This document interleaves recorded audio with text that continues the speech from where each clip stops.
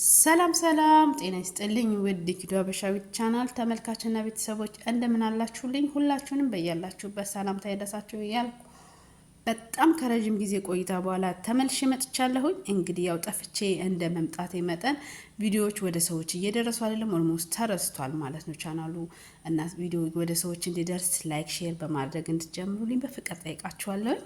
እንግዲህ ዛሬ ይዤላችሁ የመጣሁት ቪዲዮ እንደምታዩት ያስገባሁላችሁ ስቶሪ አንዳንድ ጽሁፎች አሉ።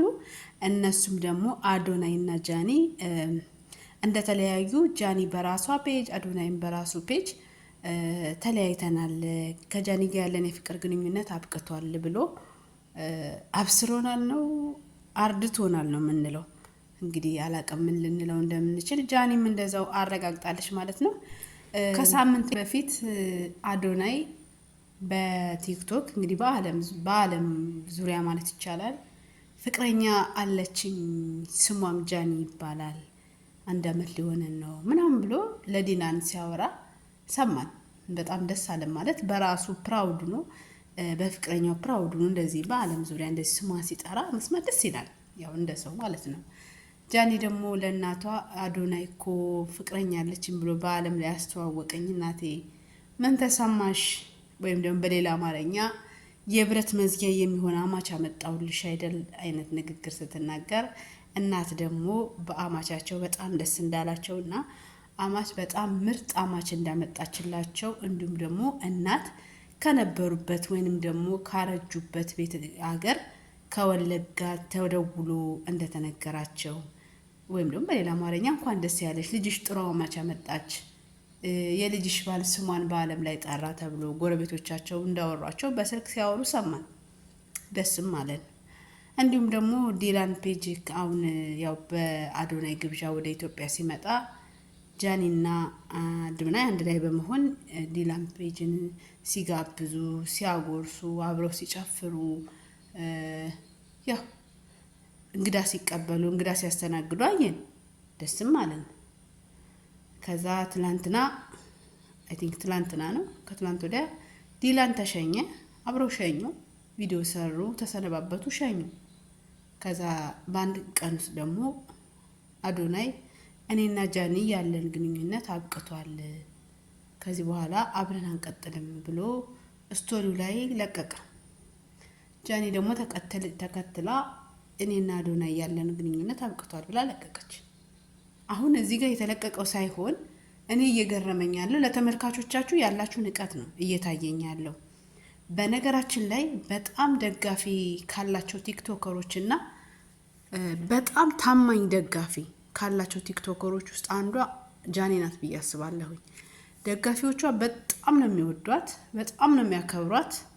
አረ እንጃ ነፍሳቸውን ስጡልኝ ብትላቸው ራሱ ነፍሳቸውን ይሰጡላታል። በጣም ነው የሚወዷት። ይገርመኛል ማለት እኔም በጣም ወዳታለሁ። የምወድበት ምክንያት ደግሞ ጃኒ በጣም ቁም ነገረኛ ናት። ደጋግሜ ብየዋለሁኝ። ጃኒ እንደ ልጅነቷ እንደ እብደቷ ሳይሆን ቀድማ ስኬታማ ስትሆን ገንዘብ ስትቆጥር ገንዘብ ስታገኝ እናቷን ነው ያስታወሰችው።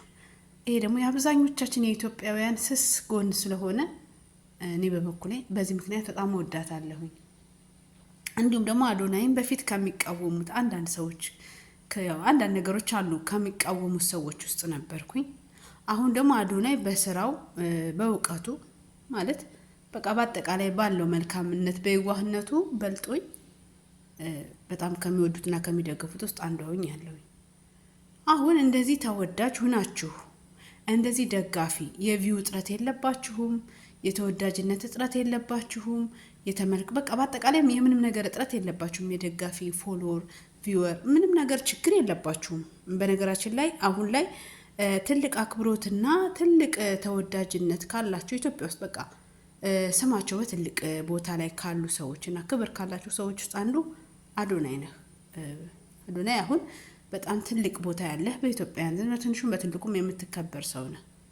ታዲያ እንደዚህ አይነት ስምና ክብር ይዛችሁ ግን እንደዚህ አይነት ደስ የማይል ነገር ማለት እውነት ያልሆነ ነገር ለምን እንደምትለቁ አይገባኝም።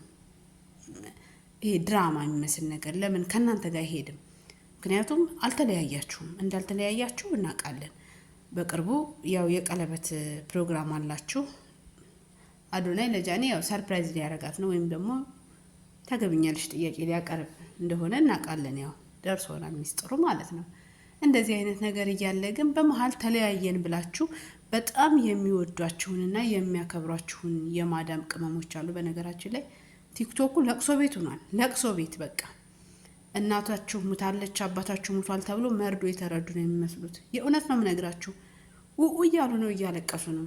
በዚህ ደረጃ የሚወዷችሁ የሚደግፏችሁ ሰዎች እያሉ እንደዚህ አይነት ደስ የማይል ይሄ የህፃን ልጅ ቃቃ ጨዋታ ከትላንት ወዲያ አብራችሁ ስትጨፍሩ አብራችሁ እንግዳ ስትሸኙ እንግዳ ስትቀበሉ ውላችሁ በአንድ ቀን ውስጥ ፍቅርን የሚያክል ነገር አብሮ ብዙ ነገር ያሳለፈ ሰው በአንድ ቀን ውስጥ መለያየትን ወስኖ ስለ መለያየት ደግሞ ከመወሰንም አልፎ ደግሞ ለተመልካች ማብሰር ይሄ ንቀት ነው። ምክንያቱም አይደለም፣ አይሆንም። እንደዚህ አይነት ቀልድ ይሄ የሚመስል ቀልድ የሚመስል አይነት ይሄ ድራማ ነው እንጂ በእንደዚህ አይነት ደረጃ ይሄ ደባሪ ነገር ለሰዎች ማቅረብ ደስ አይልም፣ እውነት ለመናገር እና ላችኋለሁኝ።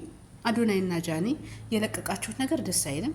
አይ ቶሎ ብላችሁ እየቀለድን ነው ወይንም ደግሞ በቃ ፕራንክ እያረግናችሁ ነው አደንግጡ ብላችሁ እንደዛ ለሚወዷችሁና ለሚያከብሯችሁ፣ በእርግጠኛው ያው ሶሻል ሚዲያ ላይ ያለን ሰዎች አንሸወድም፣ እናውቀዋለን ማለት ሁሉ ነገር እናውቀዋለን። ለምን እንደዚህ እንደሚደረግ ምናምን ይገባናል።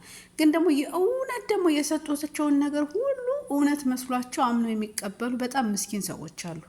ምስኪን በቃ ሶሻል ሚዲያ ላይ ያዩትን ነገር ሁሉ እውነት የሚመስላቸው፣ ስትፋቀሩ በቃ መፋቀር ብቻ ያለ የሚመስላቸው፣ የሆነ ጸብ የሌለ ልክ እዚህ በ30 ደቂቃና በ10 ደቂቃ የሚቀረጸው ቪዲዮ በቃ ያ ብቻ የሚመስላቸው ህይወት፣ ከዛ ውጪ ጸብ የሌለው ጭንቀት የሌለው ለቅሶ የሌለው ብቻ በቃ ደስታ ብቻ ሆኖ የሚኖር የሚመስላቸው ሰዎች አሉና እነሱ ላይ የነሱ አእምሮ ላይ መጫወት ነው የሚኖረው እና ደግሞ ለተመልካቾቻቸውም ክብር ማሳጣት ነው የሚሆነውና አዶናይ እና ጃኒ አልተጣሉም፣ ውሸት ነው።